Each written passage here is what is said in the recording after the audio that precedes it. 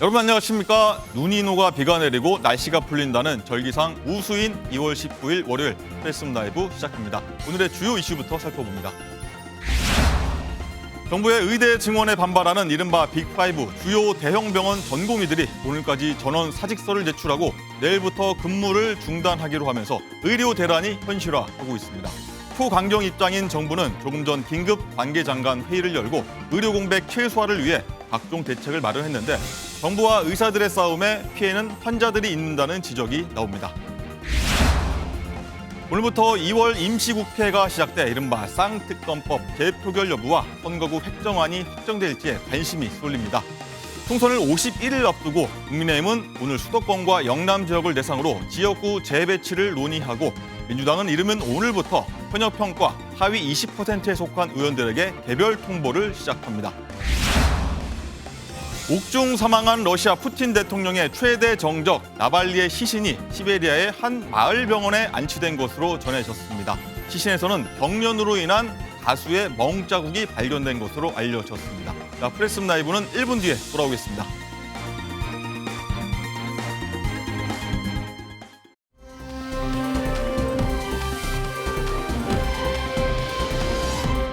네, 프레스룸 라이브 유튜브 채팅창에서 활발하게 토론하시면요. 시청하는 재미가 2배, 3배가 될 테니까 많은 참여 바랍니다. 네, 저희 프레스룸 라이브의 뉴스 핵심 관계자분들 나오셨습니다. 안녕하십니까? 안녕하세요. 네, 총선이 51일 앞으로 다가오면서 각 당 공천 작업이 속도를 내고 있죠. 국민의힘은 현재까지는 비교적 순탄하게 흘러가는 모양새고 민주당은 잡음이 계속 나온다는 게 최근 보도 경향이었습니다. 자, 그럼 이런 분위기 양당을 향한 민심은 어떤지 한번 어제 여론조사부터 한번 살펴보도록 하겠습니다. 자, 장가 기자, 국민의힘 지지율이요 오차범위 밖에서 민주당을 앞선다는 조사 결과가 나왔어요. 그렇습니다. 지난 15일에서 16일에 조사된 건데요. 국민의힘을 지지한다가 44.3%, 그리고 민주당은 37.2%로 국민의힘이 오차범위 바뀐 7.1%포인트 앞섰습니다. 응답자의 정치적인 성향을 보면 스스로 중도라고 밝힌 사람이 40%가 넘었고요. 보수는 28%, 진보는 20%였습니다. 양당 대표의 지지도도 좀 살펴봤더니요. 한동훈 위원장이 잘하고 있다가 53%였고요. 이재명 대표가 잘하고 있다가 38% 나왔습니다. 네, 소정 변호사님, 국민의힘이 7%포인트 높게 나왔는데 지난주 상황 보면 좀 어떤 이슈가 반영됐는지 그리고 추세는 좀 어떤지 한번 분석해 주시죠. 지금 이제 그 대통령 지지율하고요. 네. 그다음에 그 한동훈 위원장 지지율하고 그다음에 국민의힘 지지율이 연동하고 있습니다. 이제 아마 이제 지난주에 그 윤 대통령이 이제 민생 토론이나 그리고 이제 그 의사 정원 문제 이런 게 그 지지율이 반영이 되면서 올라가고 그다음에 그 한동훈 위원장 지지율도 올라가고 있고. 예. 그다음에 이 공천 자체가 국민의힘은 이제 진짜 공천을 하고 있는 거죠. 자본 없이. 근데 그에 비해서 이제 현재까지는 그렇다는 거죠. 그렇죠. 그런데 민주당은 이제 이재명 대표의 사천 논란부터 임종석 실장 문제 처리해서 한 발자국도 이제 앞으로 나아가지 못하고 있는 거예요. 이런 이제 공천의 차이가 지지율의 차이로 저는 벌어졌다 봅니다. 네, 박지원 부원장님 일단은 말씀하신 것처럼 지난주 민주당의 어떤 뭐 공천 문제 그리고 비선 논란 등 당내 공천 갈등이 좀 영향을 준 거 아니냐 이런 분석도 나오는데 좀 동의하십니까 어떠십니까? 여론조사의 흐름이 민주당 쪽으로 좀 나쁘다라는 것은 사실인 것 같아요. 그런데 이제 뭐 비선 논란이 핵심은 아닌 것 같아요. 일단 왜냐면요, 비선 논란을 이야기했는데 당 대표가 직접 전화를 했다고 합니다. 네. 당 대표가 비선은 아니잖아요. 당의 핵심 결정권자지. 이거는 사실은 여당과 언론에서 만든 하나의 좀 호도하는 프레임이 아닌가 이런 생각이 들고요. 예. 저는 이제 여론조사 문제는 이렇게 봅니다. 일단은 이제 표본 추출 문제에서 보수가 8% 정도 더 나왔습니다. 근데 우리나라의 이제 여론 지형이 촛불혁명 이후에는 진보 보수가 거의 비슷합니다. 그런 상황에서 이제 진보가 응답률이 낮은 거예요.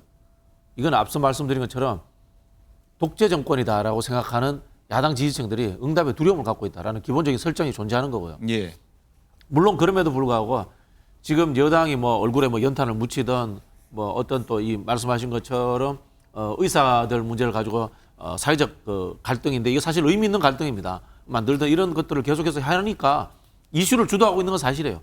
이슈를 주도하기 때문에 여론이 지금 긍정적인 흐름으로 가고 있다. 저는 이렇게 평가를 하고 싶고요. 다만 앞서 말씀드린 것처럼 바닥에는 정권 심판론이 깔려 있다. 그 말씀을 드리고 싶네요. 뭐 여론조사의 어떤 성향, 최근 성향까지 한번 개인 의견 주셨고요. 소정욱 변호사님, 여야 대표 지지도 한번 봤는데 한동훈 위원장 긍정 평가가 50%가 넘었습니다. 이재명 대표 지지 기반 경기에서도 한 위원장이 높게 나왔거든요. 이 부분은 어떻게 보십니까? 지금 이제 그 한동훈 위원장은 이제 그 공천에 사심이 없어요. 제일 중요한 게 그 사적인 사심이 이제 없어야 되잖아요. 근데 한 위원장은 이제 이거 챙겨줘야 될 정치권이 그 빚이 또 없는 거예요. 근데 이재명 대표는 이제 상대적으로 옛날에 성남시장 할 때 성남시팀, 그 다음에 도지사 할 때 도지사팀, 그리고 이제 이거 또 경선 대선 후보까지 여러 이제 사조직이 있기 때문에 챙겨줄 팀이 많은 거죠. 예. 이 차이가 저는 이제 지지율 차이로 벌어지고 있다. 한마디로 이제 이거 한동훈 위원장의 공천에 대해서 반대하는 분이 노골적으로는 이제 없습니다. 김성태 옛날에 전 의원 강서에 그분도 이제 이거 성복했고, 공천 배제했나요? 그다음에 석동현 우리 그 사시면직이 송파도 이제 성복했고, 아예 공개적으로 이제 반기를 든 분은 아직은 안 보입니다. 그만큼 이제 그 시스템 공천, 원칙에 따른 공천, 그리고 이제 사심 없는 공천, 이래서 그 지지율이 상당히 긍정평가 높지 않나 이래 봅니다. 예. 박정훈 본장님 어떻게 보십니까? 이 대목에서는? 그래서 뭐 저기 우리 사조직이 있다, 뭐 빛이 있다 이렇게 이야기하시면 좀 곤란하죠. 이거는 우리 이제 공중파에서 이야기할 건 아닌 것 같고요. 방송에서 이야기할 건 아닌 것 같고 좀 품격 있게 이야기를 드리자면은 이재명 대표 같은 경우는 정치를 상대적으로 한동훈 위원장보다 오래 했습니다. 노출되어 있고요, 검증되어 있고요. 그리고 또 이제 비판에 양들이 많이 축적되어 있습니다. 상대적으로 한동훈 비대위원장 같은 경우는 아직도 정치 신인입니다. 그러다 보니까 검증된 측면도 약하고요. 그리고 솔직히 말씀드려서 지금 민주당이 자체 공천 준비를 하는 과정에서 여당에 대한 날카로운 화살을 쏜다거나 한동훈 위원장을 검증하다거나 이런 부분들이 아직도 약한 게 사실입니다. 그래서 제가 봤을 때는 아직은 전쟁도 시작되지 않았다. 시작되지 않았다. 예, 지금은 기존에 있던 인물과 새로운 인물이 들어와서 이미지 싸움 수준이기 때문에 이걸 갖고 앞으로 50일 동안 쭉 간다라고 네. 이렇게 먼저 샴페인을 터뜨리는 것은 곤란하지 않을까 네. 이런 생각이 듭니다. 뒤에서 저희가 차차 오늘 얘기는 한번 나누도록 하겠고요. 자, 그럼 이번 여론조사에 대해서 한동훈 비대위원장 그리고 이재명 대표는 어떤 반응을 보였는지 조금 전 나온 목소리인데 한번 듣고 오겠습니다. 우리는 아직 멀었고요. 저부터 모든 것을 내려놓고 더 잘하겠다는 말씀드립니다. 제가 처음 이 직을 수락하는 즈음에 9회 말 투아웃에 투스트라이크라는 말씀을 드렸거든요. 지금 우리 국민의힘의 상황은 그때하고 달라진 것이 하나도 없습니다. 우리 모두가 국민만 바라보고 뛰어야 한다는 말씀을 드립니다. 이번 총선에서 이런 폭정을 반드시 멈춰 세우고 민생 파탄, 경제 파탄의 책임을 물어야 합니다. 만약에 이번 선거에서 마지막 보루라고 할 수 있는 입법권까지 그들 손에 넘겨주게 되면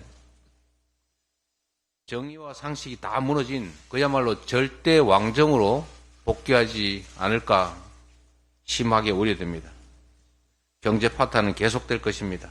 국민들의 입은 틀어막히고 귀도 막힐 것입니다. 민주주의는 그야말로 질식하게 될 것입니다. 이 민생의 문제, 이 국정 문제를 이런 정략으로 접근한다고 하는 게 사실이라면 정말로 심각한 일입니다.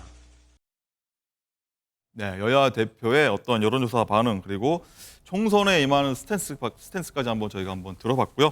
자, 임주혜 변호사님, 네. 일단 다른 여론조사 한번 들어볼 텐데 리얼미터 여론조사는 좀 내용이 다릅니다. 양 당이 오차범위 내에서 좀 접전을 벌이고 있어요. 그렇습니다. 지금 양당 모두 공천 지역을 또 발표하고 있고요. 근데 공천의 어떤 공정성 문제라든가 이런 것들이 불거지면서 어느 정도 좀 엎치락뒤치락하는 판세를 보이고 있는 것 같습니다. 여론조사 전문업체 리얼미터의 조사 결과도 조금 다른 양상을 보였는데요. 지난 15, 16일 이틀간 전국의 유권자 1,009명을 대상으로 한 정당 지지도 조사 결과를 보면은요. 더불어민주당이 40.2%, 국민의힘이 39.1%, 개혁신당 6.3%, 녹색정의당 2.3%, 진보당 1.1% 순으로 집계가 됐습니다. 이 거대 양당이라고 볼 수 있는 더불어민주당과 국민의힘을 놓고 보자면요. 1.1%포인트 차이가 나고 있습니다. 그러니까 오차범위 내에서 계속해서 엎치락뒤치락하고 있는 판세를 보이고 있지만요. 좀 주목해볼 지점은 세부적으로 살펴보면 민주당은 1.6%, 국민의힘은 1.8% 동반 하락했다는 점을 좀 꼽고 예. 싶고요. 결국 이제 반복되는 어떤 공천에서의 잡음이라던가 탈당 문제들이 불거지면서 정당 지지도에 있어서 동반 하락하고 있는 그런 장세를 보이고 있는 것 같습니다. 네. 허정 변호사님, 이번 여론조사는 또 다릅니다. 민주당 3주 내림세, 국민의힘은 일부 지지자 좀 이탈한 모습 볼 수 있고 어제 여론조사하고 좀 다릅니다. 어떻게 분석해야 될까요? 여론조사는 이제 그 실제 수치가 중요한 게 아니고요. 흐름, 추세가 이제 중요한 거예요. 예. 흐름이. 근데 보통 이제 면접 조사가 있고 그리고 이제 자동 응답하는 ARS 조사가 있잖아요. ARS 조사는 이제 보통 이전까지는 이제 국민의힘이 많이 뒤졌습니다. 지금 리얼미터도 이제 옛날에 많이 뒤졌어요. 네. 지금 불과 2주 전에도 많이 치고 있잖아요. 근데 거의 지금은 따라붙어 똑같잖아요. 이 말은 이제 그 추세가 민주당은 완연하게 그 하락세. 그다음에 국민의힘은 뭐 보합 내지게 그래도 약간이라도 올라가는. 오르다 보합입니다. 예. 이런 이제 그 추세기 때문에 저는 ARS 리얼미터 조사의 추세상으로도 확실하게 이제 국민의힘이 전체적으로는 상승, 민주당이 하락인 거는 분명한 거예요. 부원장님 어떻게 보십니까? 이런 추세. 예, 흐름이 아니고 흐름입니다. 흐름. 예. 흐름을 정정하겠습니다. 참 제가 지적하니까 참 우습습니다만, 네, 맞습니다. 흐름이 맞는데요. 다만 이제 이걸 볼 때 우리가 지역적 편차까지도 잘 봐야 되는 겁니다. 예를 들자면요, 영남에서 국민의힘이 7대3으로 앞섭니다. 서울에서 민주당이 51대 49로 앞섭니다. 이것과 의석수의 연결은 다른 거예요.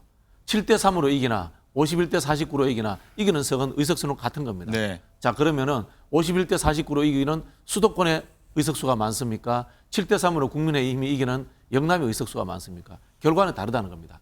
제가 2020년 총선하고 2016년 총선의 통계를 하나 말씀을 드릴게요. 네. 비례대표 정당 득표율입니다. 위성정당이기는 합니다만은 2020년에 국민의힘 계열 정당이 민주당 계열 정당보다 득표율이 더 높았습니다. 한 1.5% 정도 더 예. 높았습니다. 그러나 지역구로 가면요, 유권자들이 전략적으로 민주당을 지지해 줍니다. 그래서 민주당이 압승했던 겁니다. 2016년도에도 마찬가지입니다. 2016년도에는 민주당이 제가 기억하기로 한 5, 6%밖에 득표를 못했습니다. 국민의힘은 30%대 득표를 했습니다. 그러나 일당은 민주당이 됐습니다. 그래서 이 선거에는 단순히 통으로 보는 여론만 보는 것이 아니라 지역 단위로, 그다음에 국회의원 숫자까지도 보는 그런 좀 지혜가 필요하다, 이런 말씀을 드리겠습니다. 예. 그리고 오늘 여론조사에 처음 등장한 게 개혁신당입니다. 개혁신당이 6.3% 지지율을 얻었다는 조사가 나왔는데 서정 변호사님 어떻게 보십니까? 6.3%. 지금 이제 그 저는 저조하다 봅니다. 옛날에 이제 이준석 개혁신당 혼자일 때도 이제 뭐 저 정도 놓은 경우가 많이 있었거든요. 근데 그 통합을 다 했잖아요. 거의 이제 자기들 말로는 이제 뭐 급조된 텐트지만 빅 텐트라고 네. 이제 여러 개 이제 4-5개 세력이 다 통합을 했는데 그 시너지를 못 내는 거죠.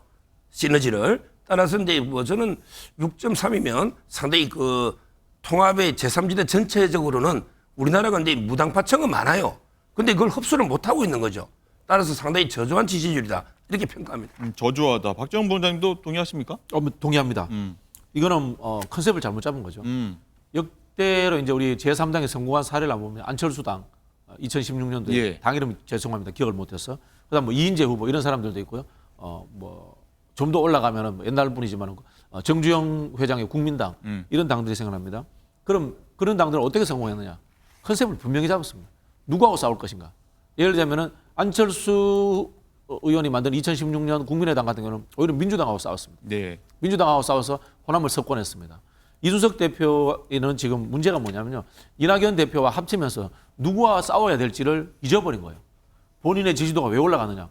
윤석열 정부로부터 탄압받았다라는 이미지 때문에 올라갔던 거거든요. 그 이미지를 그대로 가지고 정치를 했어야 되는데 예. 이낙연 대표와 합치면서 그게 상쇄돼 버린 거예요. 저는 뭐 지금도 가능성은 있다고 보는 게요. 밑바닥의 국민 정서에서 정권 심판론이 깔려 있기 때문에 이준석 대표가 윤석열 정부와 강하게 붙어서 싸운다면은 지지율은 다시 반등할 가능성도 있다, 그렇게 봅니다. 알겠습니다.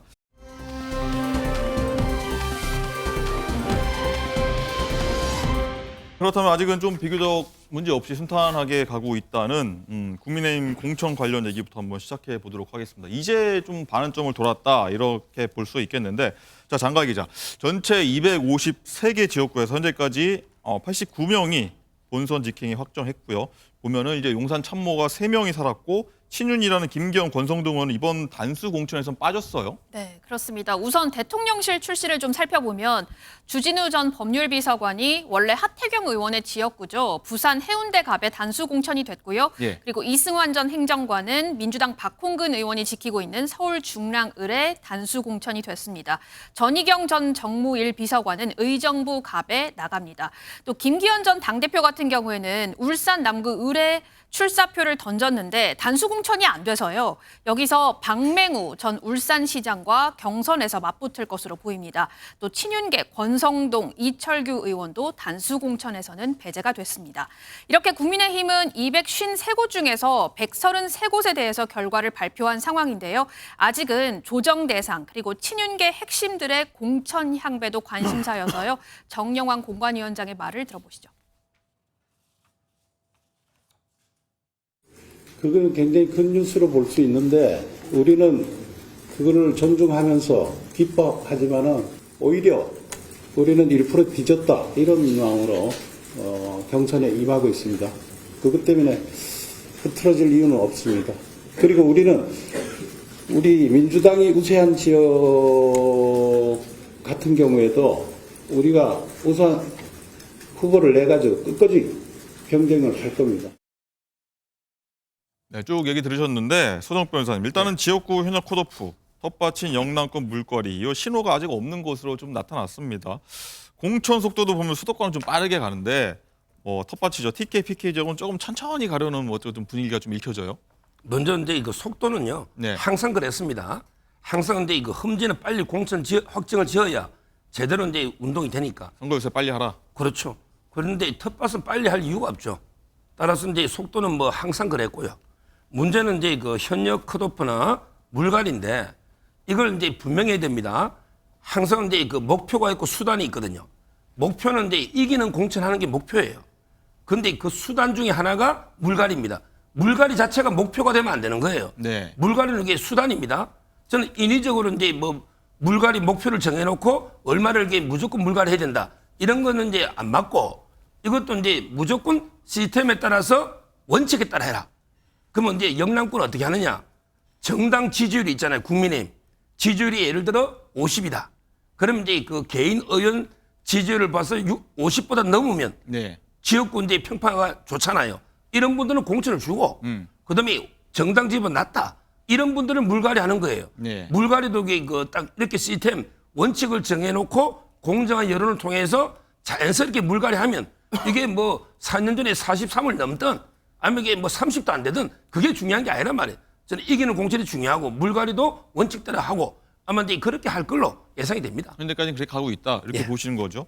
그 텃밭도 좀 더 깊숙이 좀 살펴보면 이 TK는 경선부터 가고 PK는 현역 직행 뭐 이런 식으로 좀 정리가 되고 있는 것 같은데 같은 좀 텃밭이지만 조금 좀 다르게 가는 것 같습니다. TK, PK가.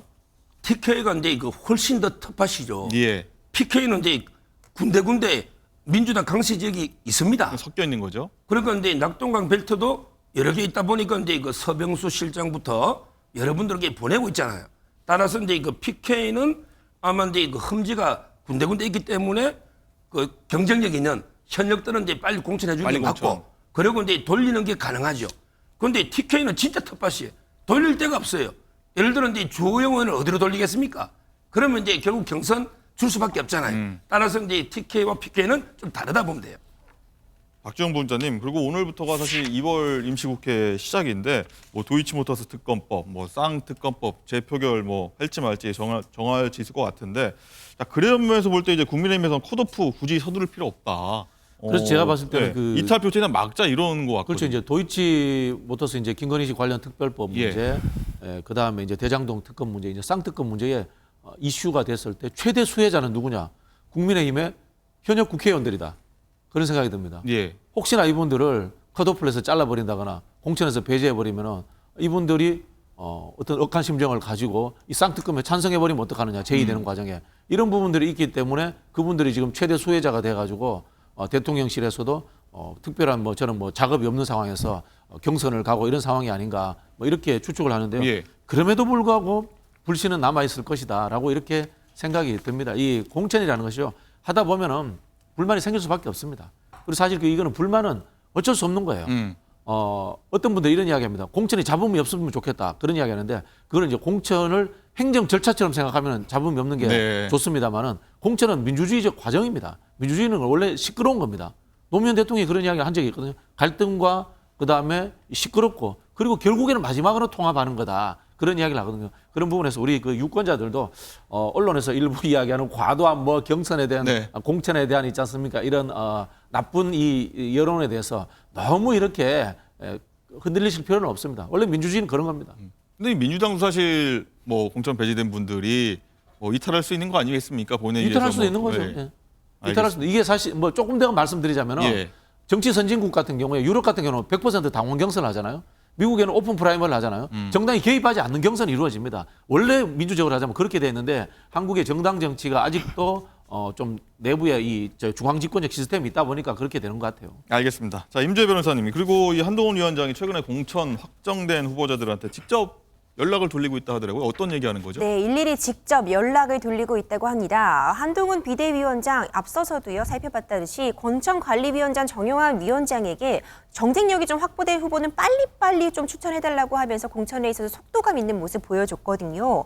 이번에는 공천이 확정된 후보자들이죠. 김병민, 장진영, 정진석, 오신환, 김현진, 고선 후보들에게 일일이 전화를 돌리면서요. 특히 수도권 격전지 후보들에게 이길 수 있기 때문에 후보를 빨리 확정했다. 그러니 무조건 이겨달라는 당부한 것으로 전해지는데요. 이렇게 후보들에게 힘을 가득 실어주는 한편 또 반드시 승리하라는 당부까지 일일이 남기고 있는 것처럼 보입니다. 네. 국민의힘 공관위가요. 이제 오늘부터 수도권과 영남 지역 대상으로 이제 본격적인 현역 의원 재배치 나서겠다, 논의한다 이러고 있는데 지금까지 사실 순탄하게 왔는데 이제부터 시작이라는 말이 나옵니다. 정영환 공관위원장은 골치 아플 것 같다 이런 취지로 얘기했는데 한번 듣고 오시죠. 이제부터 지금까지는 비교적 간단했는데 지금부터 이제 방정식이 고차 방정식으로 이제 들어가고 있어가지고 난상 토론을 좀 할 것 같아요. 그래서 우수한 인력 같은 경우에는 본인이 동의한다 그러면은 수도권으로 후보가 없는 쪽으로 재배치할 수도 있습니다. 소정 변호사님, 어떻게 보십니까? 이제 고차 방정식 들어간다고 하는데 민감한 지역도 많고요. 파일은 이제 민주당에서 국민의힘 쪽으로 나올 수도 있습니다. 이거 어떻게 좀 최소화해야 될까요? 그렇죠. 지금까지 이제 한 89개. 네. 이 지역은 이제 거의 될 사람이 다 된 거예요. 누가 봐도 이제 경쟁력이 압도적으로 뛰어난 분이 쉽게 된 거고요. 네. 이제는 이제 조금 고차 방정식 이거는 동의합니다. 그렇지만 이제 고차 방정식이든 뭐든 이게 원리는 똑같습니다. 옛날에 고르메디스의 매듭인가? 네. 고르디우스 매듭 칼로 잘라버리는 거 있잖아요. 이것처럼 이제 그냥 고차가 3차든 4차든 5차든 그대로 이게 원칙과 시스템이라는 게 있잖아요. 이대로 이게 저는 가면 굳이 못 풀 방정식은 없다. 이렇게 봅니다. 예. 지금까지 잘해왔거든요. 지금 국민의힘 공관위가 해온 것처럼 저는 다른 일체의 정치적 고려 없이 오로지 이제 그 원칙과 시스템 따라서 이제 풀면 앞으로 이게 물론 지금보다는 어려운 방정식이라도 푸는 원칙은 똑같다. 이렇게 저는 평가하고 앞으로도 이게 큰 잡음 없이 가지 않을까 이런 이제 예상이 됩니다. 가장 좀 그래도 시끄럽다 그런 지역을 꼽아 보신다면 어느 지역이 가장 좀 생각이 나세요? 서울 중성동 을 같은 경우도 지금 있고. 이제 그 문제는 마포갑. 마포갑은 이제 조정훈 의원하고 신지호 전 의원이 예. 계속 대립하니까 두 분 다 아깝거든요. 이것도 정리해야 될 거고요. 그리고 이제 성동 을이죠. 을. 거기에 보면 이제 하태경, 그다음에 이영 장관 이런 이제 지역도 있고요. 그다음에 강남 을은 이제 두 분이 나갔거든요. 박진 장관도 이제 다른 데로 이원모 비서관도 그렇고 그러면 이게 누굴 채울 건지 네. 이것도 이게 좀 고민이 되죠. 상징성이기 때문에 이런 데 좀 골치 아픈 지역이 있는데 원칙대로 하면 어려울 건 없다 봅니다. 알겠습니다.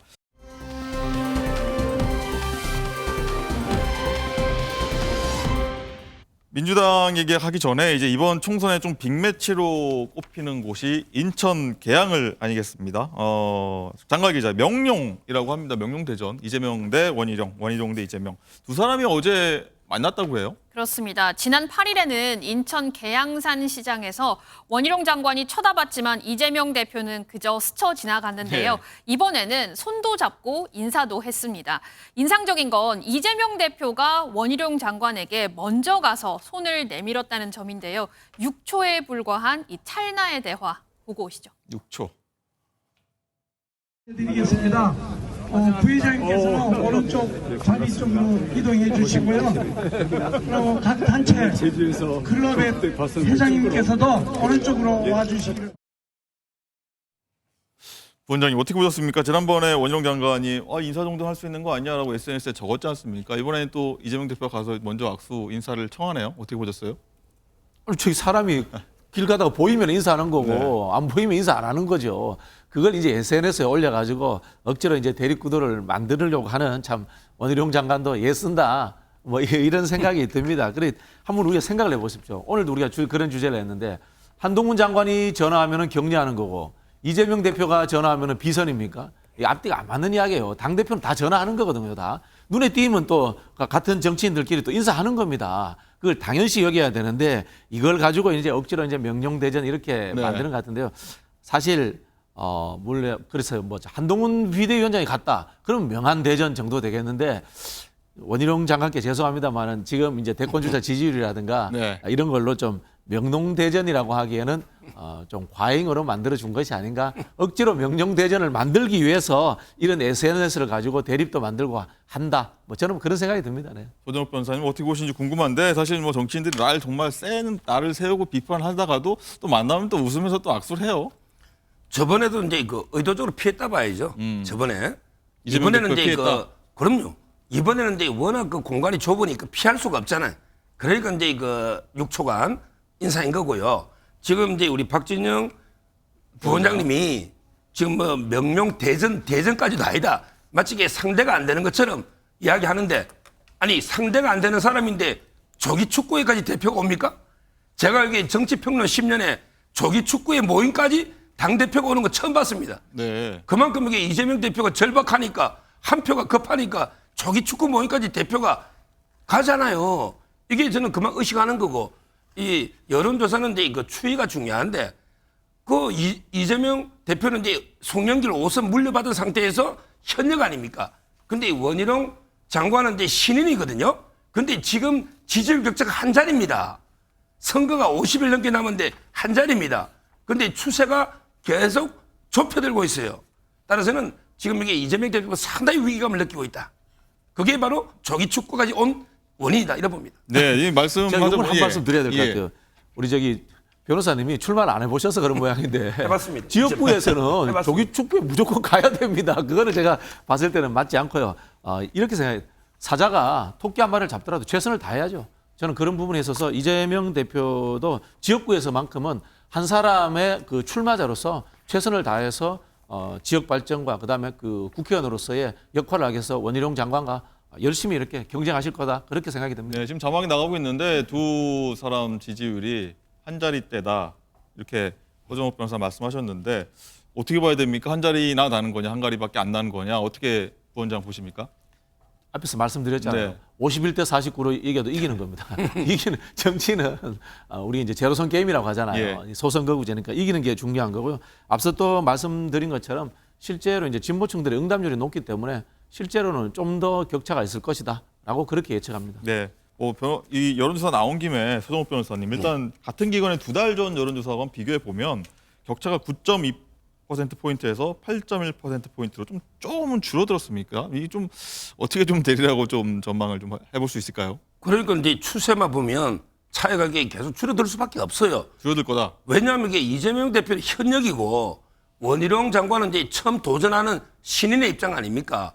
그리고 이제 뭐 격차가 많이 날 거라고 지금 하셨는데 그러면 이제 얼마 전에 보궐선거로 이재명 대표가 배치 달 때 그때 윤형선 후보하고 이게 얼마 차이 났습니까? 별로 안 났잖아요. 그때도 제가 알기로 이게 10% 남짓 차이 난 걸로 제가 알고 있는데 근데 원희룡 장관이 윤형선 후보보다 못합니까?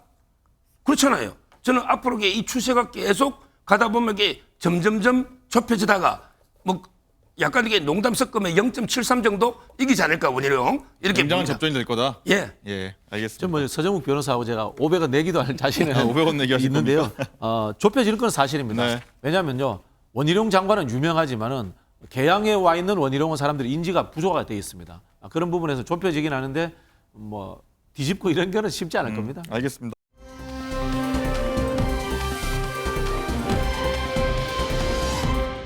자, 장가 기자, 이 현역 의원 평가 합의 20% 대상자에 대한 개별 통보가 뭐 이제 시작될 거다. 원래 지난주부터 할 거다 했는데 이제 시작될 거다 또 얘기가 좀 나왔는데 오늘 오전 한 보도에 따르면 이런 논의가 비공식 회의체를 통해서 좀 이뤄진다. 뭐 이런 얘기가 나오고 있어요. 그렇습니다. 여러 보도를 좀 종합을 해보면 예. 민주당은 이재명 대표가 직접 참석을 하거나 아니면 이재명 대표의 지시로 열리는 비공개 회의에서 이 일부 핵심 지도부가 컷오프 등 공천 사항을 논의한 것으로 전해지고 있습니다. 예. 첫 번째, 이 대표가 직접 참석하는 회의는 의원회관 818호, 그러니까 본인 사무실에서 열렸는데 최근에는 조정식 사무총장 그리고 정성호 의원들과 함께 노웅래, 기동민, 이수진 의원들의 컷오프 여부를 검토한 것으로 알려지고 있습니다. 또 이재명 대표가 참여하지 않는 회의는 천준호 비서실장 등이 참석하는 실무회의인데 친명 지도부 의원들이 공천 관련 전략, 현황 등을 공유하는 자리인 것으로 알려집니다. 자, 오늘 민주당 권칠승 대변인이 이 밀실 회의에 진짜로 참석한 분들이 있는지 확인을 해봤더니 네. 그런 분 없었고 이재명 대표도 아무 언급도 하지 않았다라고 조금 전에 언급을 했습니다. 자, 그리고 정성호 의원 같은 경우도요. 이재명 대표와도 내가 최순실이라는 소리도 들어봤는데 나 형 같은 그냥 애정 있는 사이다 이렇게 오늘 말하기도 했습니다. 이 비공개 회동, 비선 논란을 일축한 의원들의 발언도 들어보시죠. 노웅래, 기동민, 이수진 의원에 대한 현역 컷오프를 논의했다는 보도가 나왔는데 의외가 없으셨어요? 예, 아침에 그 보도 나오고 나서 몇 분 전화가 몇 분 오더라고요. 예. 오늘 뭐 어마어마하게 전화를 많이 받았고 그다음에 전화 안 받았는데 그게 가능한 얘기가 아니죠. 실제로 저는 뭐 그제 13일이죠. 13일 같은 예. 국회 와서 오전에 면담하고 지역 내라고 돌아다니고 있었습니다. 그렇군요. 제가 전략기획위원장인데 가끔 대표님이 부르세요. 그래서 본인의 생각과 총선 구도와 이런 여러저러 이야기를 한 두세 명 불러서 이야기도 막 하고 계시거든요. 그런 다양한 의견을 듣는 그런 것이 있을 수는 있는데 8명이 모여서 누구누구를 컷오프 하겠다 이런 모임을 그날 했다고 하는 것은 사실관계가 상당히 왜곡된 것 같습니다. 5분 것 같아요. 제가 참석한 사람한테 들었을 때는 그런 컷오프 성격을 위한 그런 모임이 없었다고 들었습니다. 네, 소정 변호사님. 일단은 아니라고 뭐 이렇게 선을 긋고 있는데 비공개 회의도 그렇고요. 친문 중심으로 어떤 논란들, 반발 기류들이 좀 이렇게 확산되고 있는 것 같아요. 지금 이제 그 아니라고 하는데 근데 왜 오보 대응을 안 합니까? 한동훈 위원장이 조그마한 게 가짜뉴스라도 있으면요. 예. 24시간 내에 즉시 대응해. 뭐 부산 사직 야구장도 있었지만 이게 원칙 아닙니까? 아니 언론이 오보를 하면 바로 이게 즉시 오보 대응을 해줘야 됩니다. 근데 거짓말이라고 하면서 오보 대응 안 하잖아요. 이게 엄청나게 큰 문제입니다. 비선에서 밀실에서 사천하면 이거는 이제 민주당에 엄청나게 마이너스고 그리고 이제 정성호 개인이나 상당히 명예훼손 아닙니까? 근데 오보라고 웃고 있잖아요. 그럼 이게 오보한 언론사에 강력 항의하고 언론 중재하고 고소하고 소송하고 해야 되잖아요. 왜 안 합니까? 사실이니까. 팩트니까. 하다가 이게 잘못 고소하면 무고로 걸릴 수도 있잖아요. 그래서는 안 한다 봐요. 안 하는 이유가 뭡니까?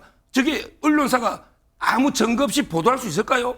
저 어마어마한 내용을 언론사가 몰래 들어가는 사진이나 아니면 이게 뭐 녹취나 뭐 증거 없이 언론사가 보도할까요? 그렇게 안 하잖아요. 우리 어느 언론사든지 저는 이게 팩트니까 대응을 못하고 있다. 말로만 거짓말이다. 이렇게 주장하고 있는 거예요. 네, 사실 확인해서 저희가 한번 더 지켜보도록 하고요. 박지원 본부장님, 일단 이명배 공관위원장도 최근 기자들한테 메시지 보내서 밀실 공천 없다 이렇게 얘기하기도 했는데 뭐 이거 좀 이런 상황도 어떻게 지켜봐야 됩니까? 그 고소 고발을 안 하는 거는 예. 민주당은 검찰 독재 정당이 아니기 때문에 그런 겁니다.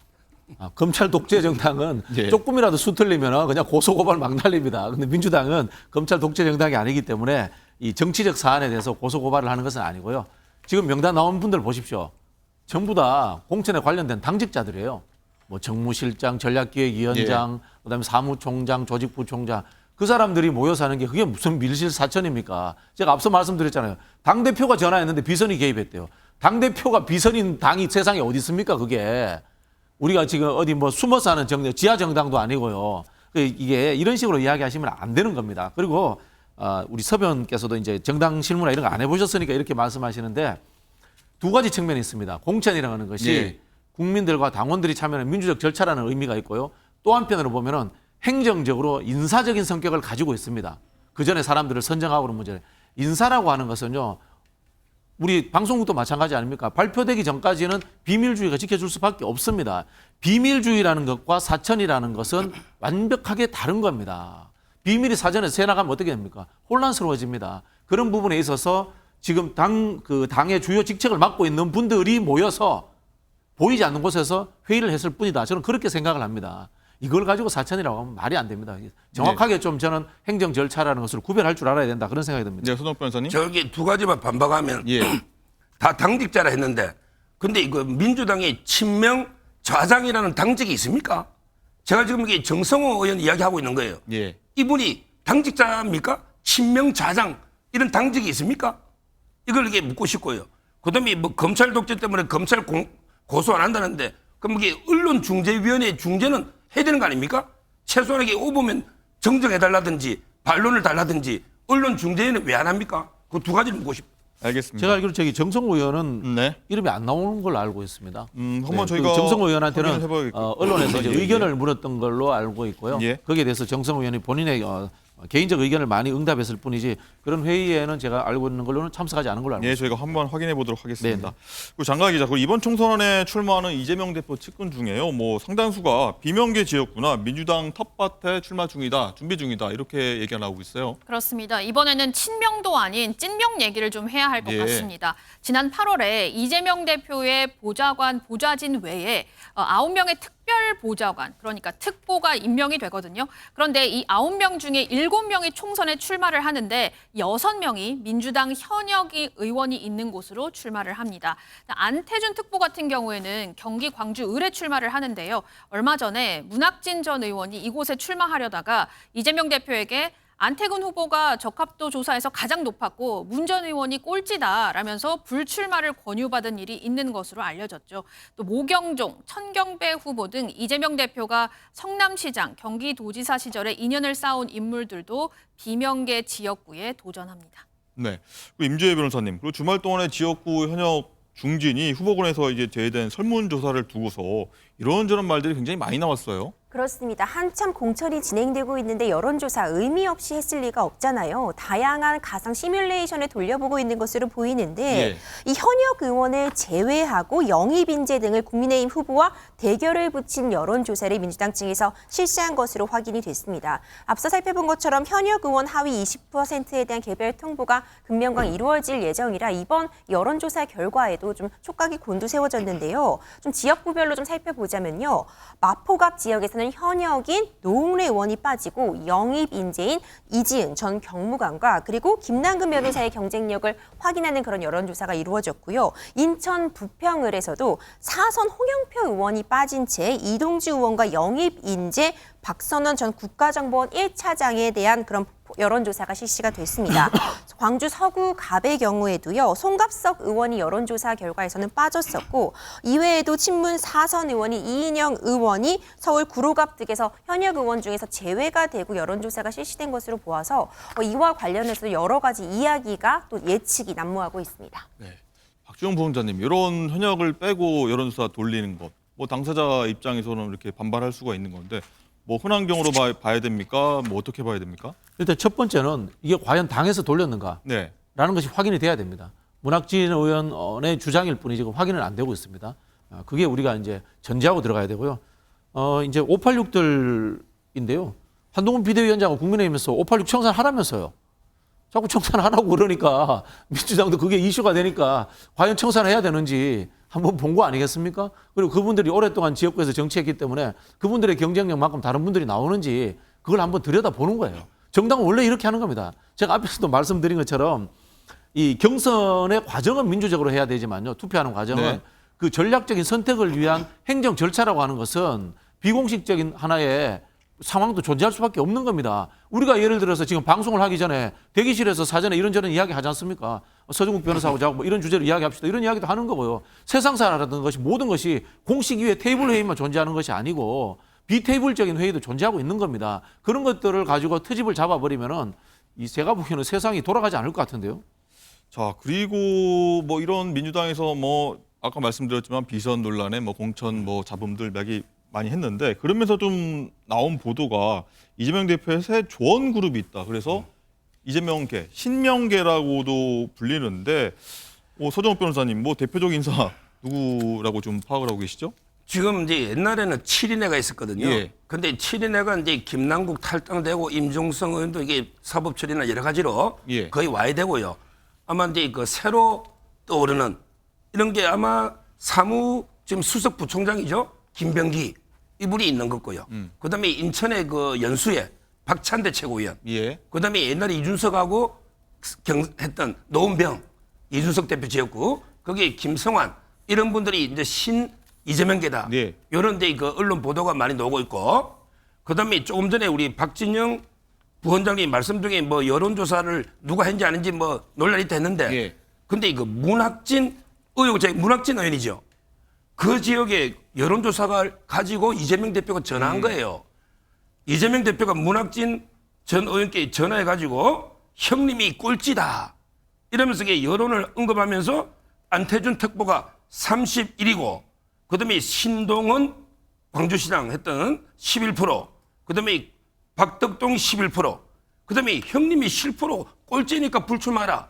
이렇게 폭로했지 않습니까? 보도 내용입니다. 예, 문학진의 주장이죠. 근데 이 여론조사는 안규백 전략 공간에서 했는지 안 했는지 그러면 이게 이재명 대표가 이 여론조사를 가지고 왜 불출마를 개입하느냐. 그리고 이제 안태준은요, 저희 법조인들 알아요. 왜냐하면 이게 그 성남의 판교 힐튼 호텔이 5단계 올라서 지금 성남지청에서 조사하고 계속 수사를 하고 있잖아요. 거기에 핵심이 황모 씨하고 안태준이거든요. 그 경기주택공사.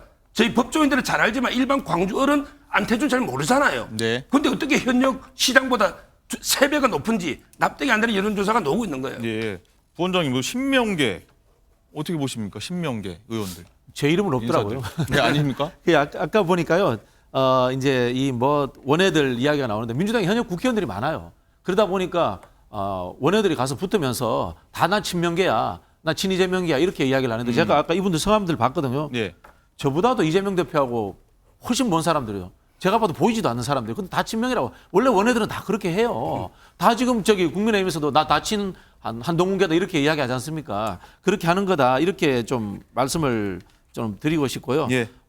아까 이야기했는데 신친명계 이야기를 했는데 신친명계라는 사람이 제가 정확하게 말씀을 드릴게요. 조정식 사무총장, 김병기 수석부총장, 김성한 인재영입위원회 간사, 예. 안규백 전략기획위원장, 천준호 비서실장, 박찬대 최고위원 다 현재 당직을 맡고 있는 사람입니다. 당직을 맡고 대표하고 같이 일을 하니까 친명이라고 할 수밖에 없죠. 그럼 뭡니까? 당이라는 것이 대표와 당직을 맡고 있는 사람들 중심으로 해서 시스템적으로 굴러가고 있다는 그런 뜻입니다. 이걸 이상하게 포장해가지고 이 사람들이 뭐 비선인 것처럼 뭐 신친명 이렇게 하시면 안 되는 거예요, 이게.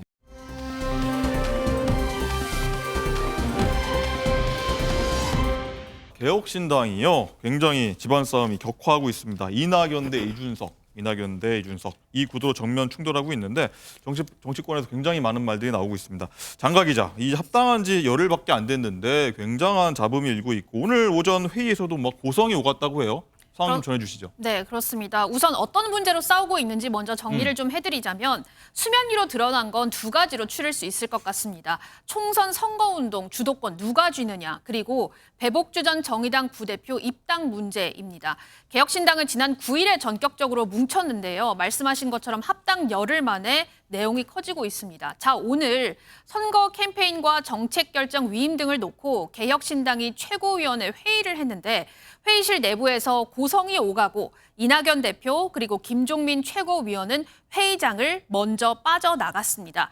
오늘 개혁신당 최고위는 이준석 사당을 공식 의결했다라는 새로운 미래 측의 발표도 있었는데요. 이낙연 대표 측의 이 김종민 의원은 전두환이 국회 해산하는 것과 뭐가 다르냐 이런 말까지 했습니다. 자, 개혁신당 내부에서 오가는 불편한 말들 들어보겠습니다. 그 선거 운동 전체를 다 누가 이준석 개인한테 맡기는 거는 그건 민주정당에서 가능한 일이 아니다. 어떠한 업무를 맡긴다라고 하는 구체적인 명시를 해라. 없어요. 정책 결정권을 위임해달라는 거예요. 근데 어떤 민주정당에서 최고위에서 정책을 검토도 안 해보고 어떻게 개인한테 다 이거 위임하냐. 선거가 바쁘니까 그렇게 해야 된다는 거예요. 전두환이 지금 나라가 어수선하니까 국보위 만들어서 여기다 다 위임해달라고 국회에서 하는 거랑 뭐가 다릅니까? 최고위도 필요도 없고 다 전두환한테 나라 운명을 맡겨달라. 우리가 그런 비민주적인 반민주적인 의사결정을 어떻게 같이 합니까? 그 사당화까지 말씀하시는 것은 좀 과한 표현이셨을 것 같고요. 기본적으로 소통의 문제에 대해서 지적을 하신 거라고 생각합니다. 하지만 그 소통에 대해서는 지속적으로 그 지도부와 그리고 실무자끼리 소통을 했음에도 불구하고 오해되는 부분이 있어서 그렇게 말씀하신 부분이 아닌가 싶습니다. 그래서 두 분이 나가신 것은 반대하신다는 뜻으로 나가신 건가요? 네, 우려하시는 바가 있어서 반대 의견 주시고 나가셨습니다. 당원 자격 심사위 같은 경우는 전원 찬성이셨나요? 아니면 반대가 있었나요? 전원 찬성이셨습니다. 이것은 누군가를 지칭해서 정한 것은 아니고요. 양당이 모두 다 있기 때문에 진행한 것이니까 오해가 없으셨으면 좋겠습니다. 어쨌든 제적 인원은 전부 다 찬성하셨다는 얘기예요? 예, 맞습니다. 일반도 마찬가지고. 네, 맞습니다. 네, 회의 중간에 김종민 최고하고 이낙연 대표가 박차고 나갔다는 얘기입니다.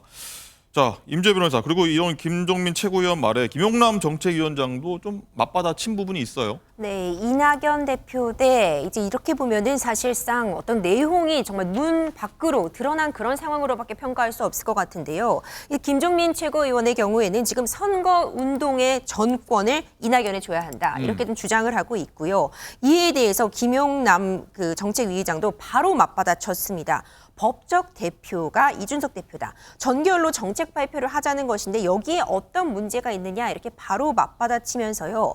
결국 오늘 아침에 있었던 것처럼 최고위원회 회의에서 다수결 표결로 어떤 문제를 절차에 따라서 해결을 하려고 하는데 이전에 이렇게 자꾸 기자회견을 하고 언론에 노출시키는 것은 갈등을 사실 표면에 더 드러나는 그런 효과를 불러오고 있잖아요. 그러니까 왜 이렇게 불필요한 일을 하고 있느냐 하면서 사실 비판의 날을 세우면서 갈등이 좀 수면 위로 드러난 양상을 보이고 있습니다. 네, 소정욱 변호사님, 뭐 이 주도권 싸움이라고 봐야 될까요? 어떨까요? 어떻게 좀 정리가 된다고 보세요? 결국 이제 그 돈하고 이제 그 공천을 이제 누가 주도하느냐 이런 문제죠. 홍보나 이제 정책을 다 가져가겠다는 거는 대부분 이게 그 돈을 내가 이게 보조금이나 내 마음대로 이게 집행하겠다 이런 데 뜻이거든요. 그리고 이제 그 공천도 마찬가지고. 근데 문제는 이게 애매한 게 법적인 대표는 이준석인데, 근데 총괄 선대위원장은 이낙연인데, 그럼 이게 어떻게 조정해야 됩니까? 따라서 저는 지금이라도 이게 그 주도권 이 문제를 이게 갈라서는 거 외에는 답이 없지 않을까? 갈라서는 해야 된다. 어차피 이게 위장 결혼 아닙니까? 서로 이게 애정이 있어가지고 결혼한 건 아니거든요. 그냥 이제 그 급조된 텐트처럼 이게 위장 결혼이기 때문에 이렇게 정책이 안 맞는데, 예를 들어 이제 배복주 뭐 유호정 문제만 해도 그래요. 아니 합쳐서 이게 통합 정신에 따라 포용해야 되는 게 이준석 대표가 포용해야 되잖아요. 근데 그걸 다 배제하고야 어떻게 정당을 같이 하겠습니까? 저는 지금이라도 이게 그 갈랐으면 각각 색깔대로 그러면 이게 되잖아요.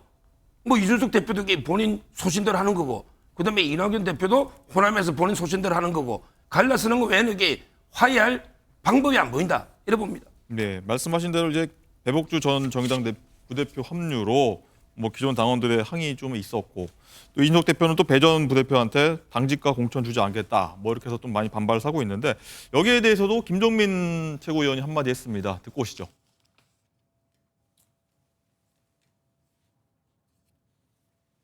안 했는데 뭐 두 가지는 거절했다. 뭐 공동 선거 지위를 거절했다. 전혀 사실이 아닙니다. 대안을 제시해서 그 대안에 대한 논의가 계속 진행되고 있는 겁니다. 근데 이런 거죠. 이제 이낙연 대표 빼고 이준석 대표 다 맡기죠. 이거는 합의의 정신을 깨잖아요. 지금 저희가 사실은 통합을 하고 나서 브레이크만 밟았어요. 사실은 통합 과정에서 어느 정도 정리가 된 얘기였어요. 근데 그게 다시 그래요? 나오고 이렇게 하다 보니까 정작 저희가 득점을 할 수 있는 이야기들, 정책적인 이야기들을 못 하고 정책적인 거 얘기하려고 하면 계속 신중하게 생각해 봐야 됩니다. 이런 식이니까 지금 신중하다가 뭐 전부 다 끝나겠어요. 이게. 절대 우리는 배복주 씨를 보호하거나 배복주 씨 같이 가야 된다고 생각하는 사람 아무도 없습니다. 일단 몰라요, 배복주 씨가 누군지도. 그냥 어떤 문제든지 문제가 있는 사람을 처벌하거나 배제하려면 절차대로 해야 민주주의죠.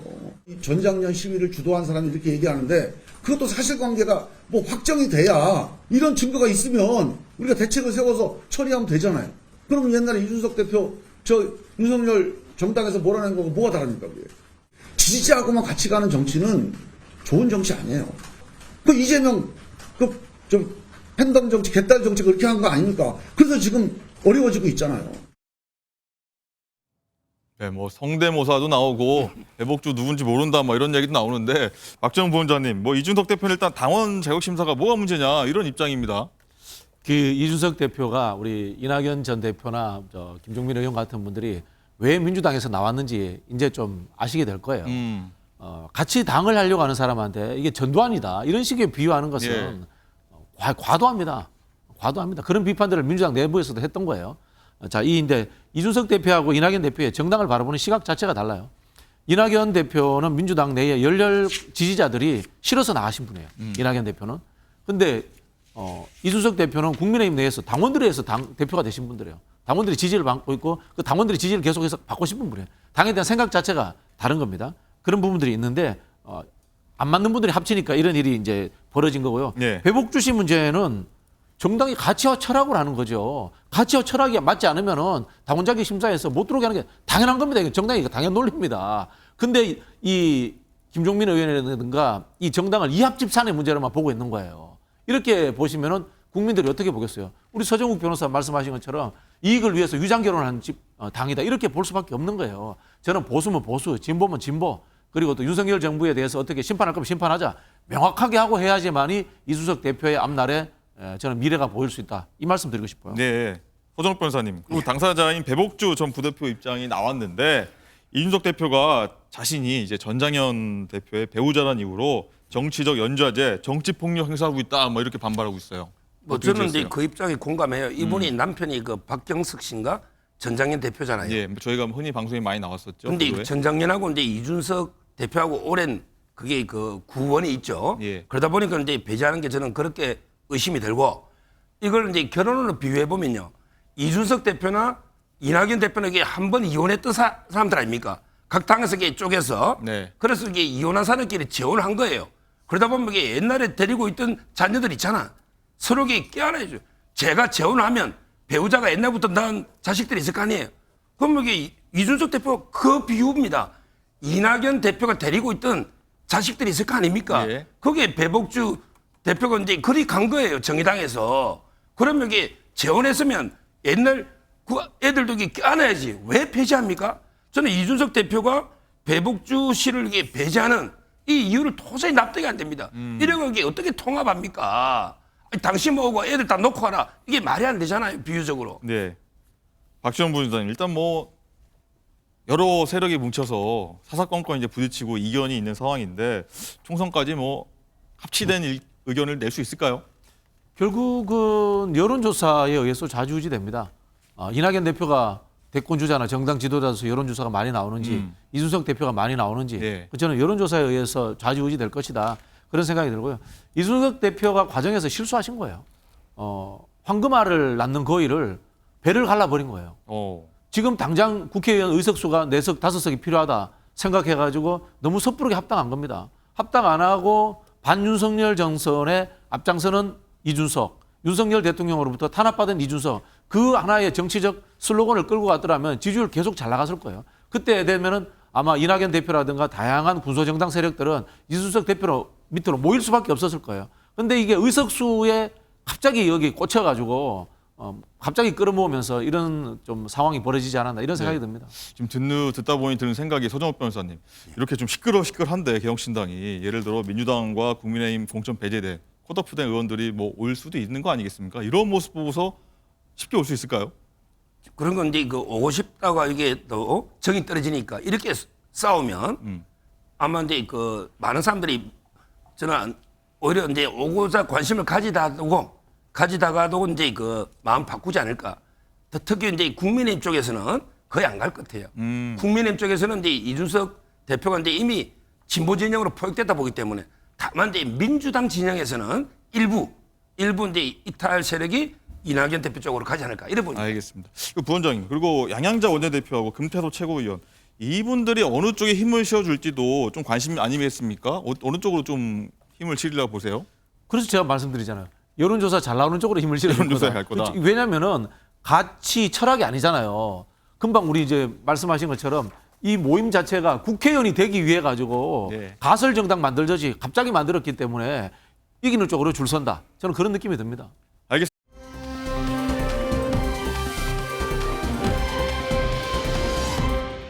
라이브 픽입니다. 인생에서 가장 힘든 한 주였다. 아시안컵 이후 불거진 내분 논란에 침묵을 지키던 손흥민 선수가 처음으로 털어놓은 말입니다. 안 그래도 힘든 순간을 보내고 있는 손 선수일 텐데 그의 SNS엔 돈 없는 악플이 이어지고 있는 건데요. 손흥민 선수와 이강인 선수의 다툼 사실이 알려진 후에 이강인 선수의 일부 팬들이 손흥민 선수의 SNS에 몰려가 항의하고 있는 겁니다. 후배가 비난받는 상황에 왜 입장 표명을 하지 않느냐, 주장이 그래도 되느냐라며 불만을 쏟아내고 있는 상황. 더 큰 문제는 클린스만 감독에 이어 수석 코치마저 아시안컵 부진에 대한 책임을 선수들에게 돌리고 있다는 점입니다. 헤어초크 전 코치는 경기 전날 갈등이 터질 줄은 아무도 몰랐다며 그들의 싸움이 우리가 수개월간 쌓아 올린 것들을 박살냈다고 주장했는데요. 감독도 코치도 자기 잘못은 없는 양 선수들에게 책임을 돌리고 있는 모양새, 또 팬들마저 내탓 공방 중이라 더욱 안타깝기만 합니다. 정부의 의과대 학 정원 확대에 반발하는 전공의들의 사직이 현실화하면서 곳곳에서 의료 대란이 시작되고 있습니다.